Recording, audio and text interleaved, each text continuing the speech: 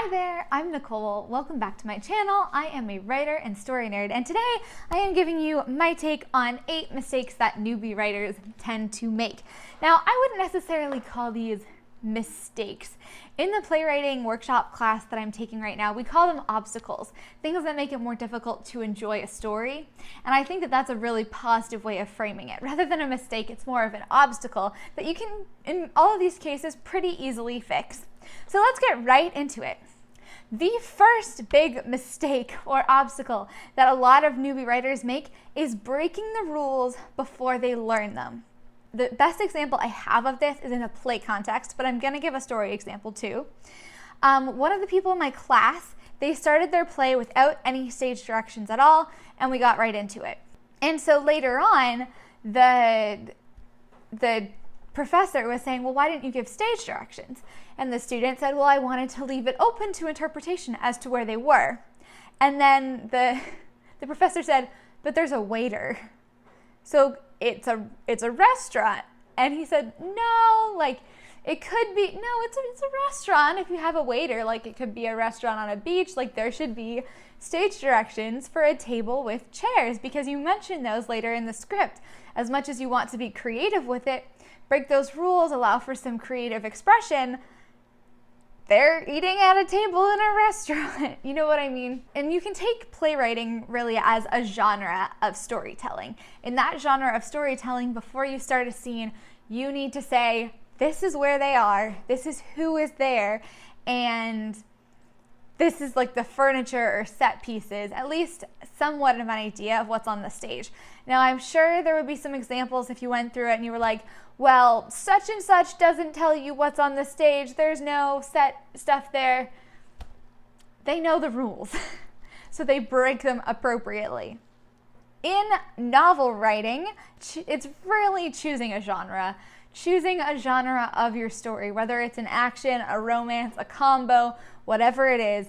You can't, unless it's literary fiction, which has its own conventions and things.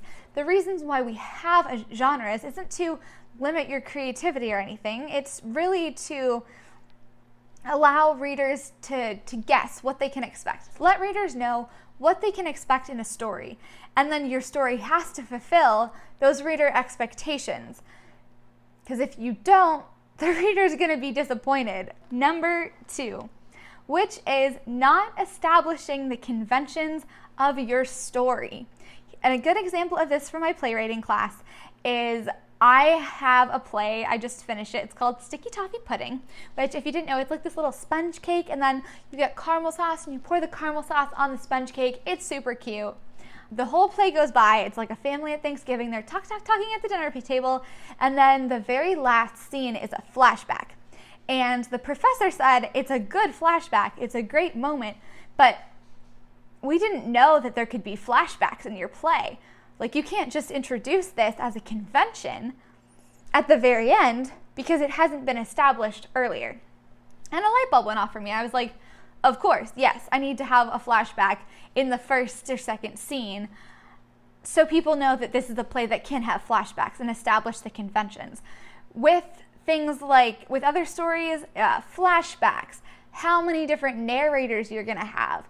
Gosh, it's the most annoying thing if you have the same narrator for like 4 chapters and then suddenly you're in someone else's voice. I read a book like this and I was so mad. I did not want to read it anymore.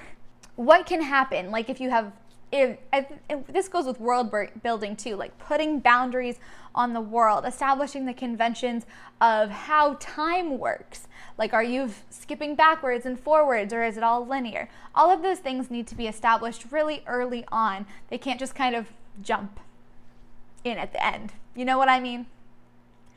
The next one is trying to put too much in a scene before the core of the scene works.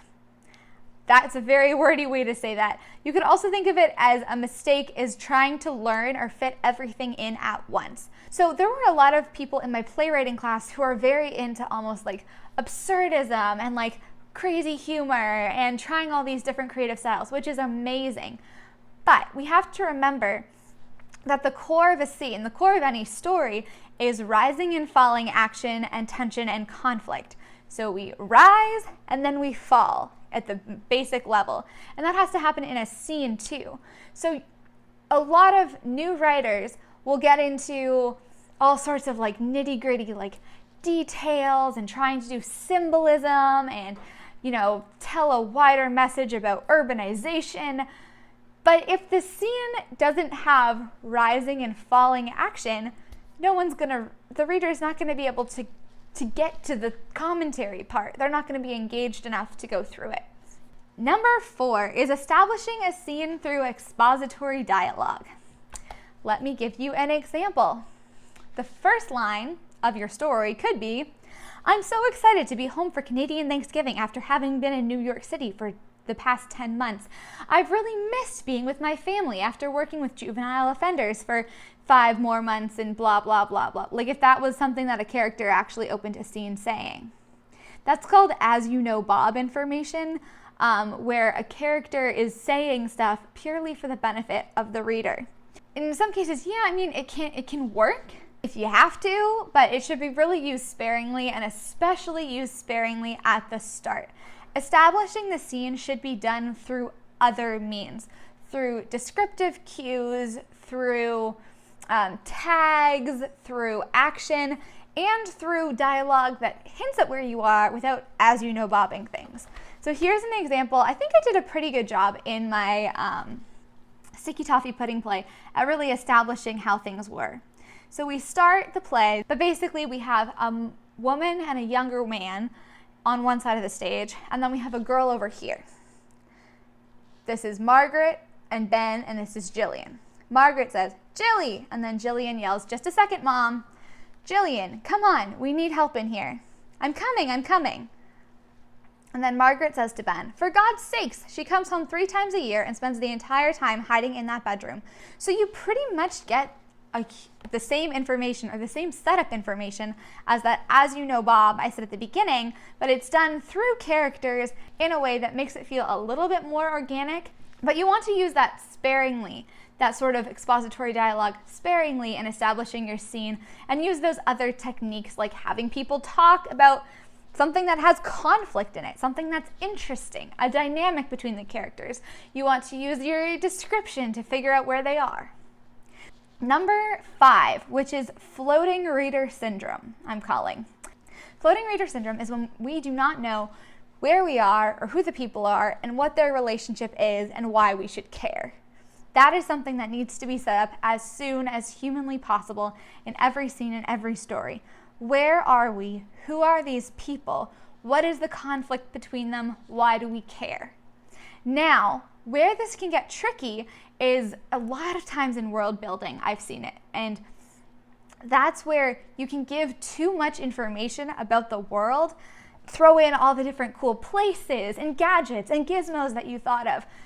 And that actually takes the reader off the ground and pushes them into space. Because we're not even oriented in the story to who are these people, who are they to each other, and why should I care? By giving too much information, you can make the reader float. So the way to really introduce things, I think, or one of the ways to really try to avoid floating reader syndrome, is get a sense of where they are. It doesn't have to be all of the details, basic sense. We're in a room, we're in a market, we're in a store, we're on Mars, we're in a lake, whatever. That's why if you read a lot of fantasy books, you'll see that they establish who the people are, what is their relationship, what's the conflict, why should we care in the first chapter or two. They don't get into a lot of the world building until later on, into all of the new unique things, because it gives the reader a chance to get grounded in the story and to be invested in the characters such that they can sort of slog through and figure out the world. Whereas if you start off by throwing in all those cool world building things that you did right at the very beginning, it's like you're not invested enough to keep pushing through. You're like, okay, I don't understand that, I don't understand that, I don't understand that. And if you don't know who the characters are, you're gonna be like, all right, bye, I'm done. You know what I mean? I hope that one made sense. That was a lot. Number 6 is dumping everything you know into the story. These are super duper related. I guess the thing is that floating reader syndrome can be caused by too much information or too little information. Dumping everything you know into the story can can happen even if people know where the characters are and who they're with and why we should care. I have done this. I think I put a vlog a little while ago where I was like, well, one of my characters did drugs in the story and I was really interested. I didn't know anything about drugs, so I did all this research and then I put all the research in the story. Yeah, not a good idea.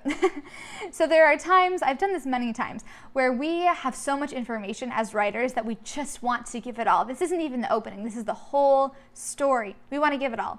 But some information is really only meant for the writer. You can do breadcrumbs, and sometimes by describing like the tip of the iceberg, you get a lot more than if you described the whole iceberg. If you haven't checked out Brandon Sanderson's lecture series, he does a really good job of explaining this concept of like, describe that tip of the iceberg.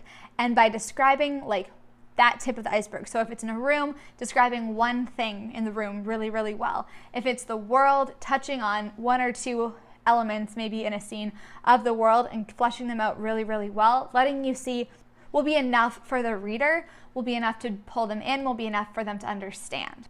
Beyond world, I don't even know why I'm talking so much about world building. You can also do this with characters. For my Christmas short stories, I wrote a pivotal scene really early on. It's kind of a crisis moment in the family in this story. And then I realized very, very quickly that would never go into the actual novella Christmas short story collection thingy. It is meant for me. I know what happens. I know what they did. I wrote it, but it's just not something that can go into the story. And you'll find a lot of moments where there's stuff that you know yourself and stuff that you might even write that just doesn't really have a place. It doesn't add in as much. It's not necessary. Trim the fat, give only what you need, drop breadcrumbs. Number 7, a big mistake that we have, nothing happens. Again, I'm thinking of a playwriting class that I had this week where one of the stories, nothing happened. Like, say you have people making dinner, and if all they do is make dinner, then there's where's the conflict? Find the conflict, narrow in on the conflict. I think that a really good example of this from me, if you're looking for one, if you're looking for like an expert example, go somewhere else. But I have a video that I'll link below where I used the story grid to edit my scene. And what I did was I took a scene that had a lot going on, but like the conflict wasn't super clear. And I really squelched it down to be like, bullseye, this is what the conflict is. This is what we're figuring out. This is what the mystery is. And by reducing the elements in this scene and focusing very narrowing in on that conflict moment, it got a lot better. So I will link that up here, there, below, everywhere. And then the 8th one is forgetting the beginning by the end. By which I mean, when you start a story, your reader has expectations. It's super important to link the ending back to the beginning, where there should be easy to see the threads and how they connect between this side of the story and this side of the story. I've done this before where I will start at the beginning somewhere and I'll think I know where the ending is and I'll discovery write and I'll completely go off in another direction. And that's great. But before I show the story to anybody, I know that I have to go back with the new ending in mind, the real ending in mind, and actually set things up step by step so that the ending is a mirror of the beginning. Okay, so this was not super concrete, more sort of abstracty, but I really hope that some of this was helpful. If you're a new writer, it's things to look out for and see if you can catch yourselves doing it. If you're an older writer, this might be a fun reminder. Let me know how your NaNoWriMo is going. Let me know if there are other big newbies mistakes that you see or that you found in your own writing or in other people's and how you address those. Or if you have any good resources too for common mistakes that writers make. Mistakes. We can just call them obstacles. And again, thank you so much for watching and I will see you next time.